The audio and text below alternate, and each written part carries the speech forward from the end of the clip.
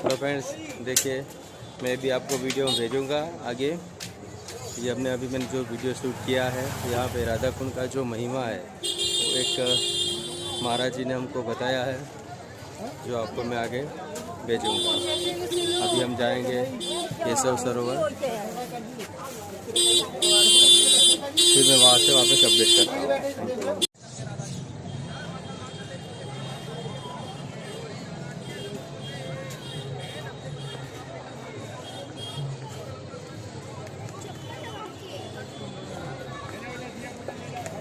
ये है राधा कुंड। यहाँ का बहुत क्या बोलते हैं कि आध्यात्मिक और धार्मिक है बहुत सारे भी कर ले नाच वाला कर ले। देखिए राधा कुंड का बहुत महिमा है, तो हम यहाँ पे आए हैं। सब लोग यहाँ पे स्नान कर रहे हैं, आचमन भी ले सकते हैं। दिवाली से पहले कोई तिथि आती है जिस टाइम पे उसका बहुत ही महत्व बढ़ जाता है। ऐसा सुनते हैं कि यहाँ पे ये जो सरोवर है ये पूरा सफ़ेद हो जाता है।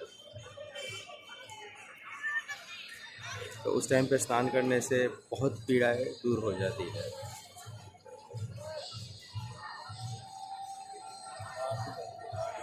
ये राधा कुंड है। हाँ जी। उधर वाला कृष्ण कुंड। हाँ जी।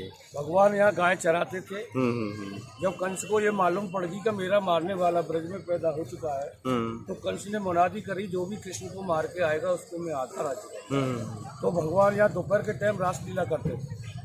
जब यहाँ का जो राजा था वो अरिष्टासुर राक्षस था, उसने कंस की जो बातें सुनी तो उसने सुंदर बछड़े का रूप बनाया और भगवान की 1.25 लाख गाय में जाके मिल गया।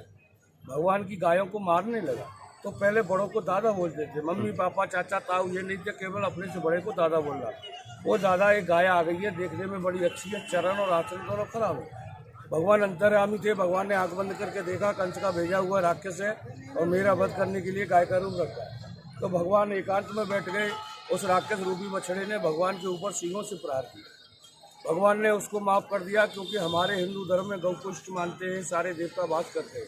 जब दोबारा प्रहार किया तो भगवान ने उसका वध कर दिया। इतने में रात का समय हुआ, राधा रानी आ गई। राधा रानी ने देखा मरी हुई गाय पड़ी है, ये किसने मारी? बोल हमने नहीं, दादा ने मारी है। जैसे भगवान आ जाते हैं तो राधा रानी अपना मुखारबिंद फेर के खड़ी हो जाती है। महाराज, हम आपके मुखारबिंद के दर्शन नहीं करेंगे, आप पापी हैं, अपने गोद चाहती है। भगवान बोले नहीं, ये राग कैसा? कुछ भी हो, रूप तो इसका गाय का है, तो मेरा पाप मोचन कैसे दूर होगा? जितने भारतवर्ष में तीर्थ हैं, सारे तीर्थों में आपको स्नान करना पड़ेगा। भगवान बोले भूतल बाहर उतारे हो, धरे और ऊपर नेक में ब्रज को छोड़ के नहीं जा सकता। महाराज, आप ब्रज को छोड़ के नहीं जाओगे तो आप हमारे राजमंडल में नहीं आओगे। भगवान ने कहा एक उपाय मेरे पास है। वो क्या? अगर मैं सारे तीर्थों को यहाँ बुला लूँ। राधा रानी बोली अगर ये सारे तीर्थ यहाँ आते थे तो बड़ी खुशी की बात है। भगवान ने बंसी से यहाँ सारे तीर्थों को बुलाया है। राधा रानी ने कंगन से बनाया और भगवान ने बंसी से बनाया। ये सारे तीर्थ कब आए थे? दीपावली से 8 दिन पहले अहोई अष्टमी आती है, जो माता बहनें व्रत रहती है। समझ में आ गई? मगर 2 तीर्थ नहीं आए। वो कौन कौन से जो नहीं आए थे? एक माँ गंगा है। माँ गंगा यूँ नहीं आई कि उनकी बहन जमुना है, उनको पार करके नहीं आ सकती। तो भगवान ने माँ गंगा को पाताल के द्वारा लेके आए हैं। उनकी गोवर्धन में धार निकाली है, जिसका नाम मानसी गंगा रखा गया। एक अजमेर में बैठा हुआ पुष्कर राज है, वो तीर्थों का गुरु है, उनके कहने से नहीं आऊँगा। तो भगवान ने उसको श्राप दिया, तेरे पुष्कर में कोई स्नान नहीं करेगा। जब उनको मालूम पड़ी ये नारायण है, तो दोबारा आया, भगवान से क्षमा याचना मांगी। तो भगवान ने कहा दूसरा पुष्कर तैयार करिए, आप उसमें विराजमान हो जाइए, इसको छोड़ दीजिए। तो वह आज भी 2 पुष्कर है, बूढ़ा पुष्कर और जवान। उन्होंने बना दिया। सारे देवताओं ने जल डाला, भगवान ने स्नान किया, भगवान का पाप उठ गया। अब दोनों में झगड़ा होने लगा। राधा रानी बोली पहले मेरे कुंड में करना चाहिए, उसके बाद में आपके कुंड में करें। भगवान बोले नहीं पहले। फिर नारद जी को आह्वान किया। नारद जी आए, प्रभु कृष्ण राधा कोई नहीं बोलता, सब राधा कृष्ण बोलते हैं, पहले राधे का नाम आता है। राधा रानी बोली जो मेरे कुंड में पूजा संकल्प होता स्नान करेगा उनको मैं धन और संतान दूँगा। भगवान बोले जो मेरे में करेगा उनको मैं भाव और भक्ति दूंगा।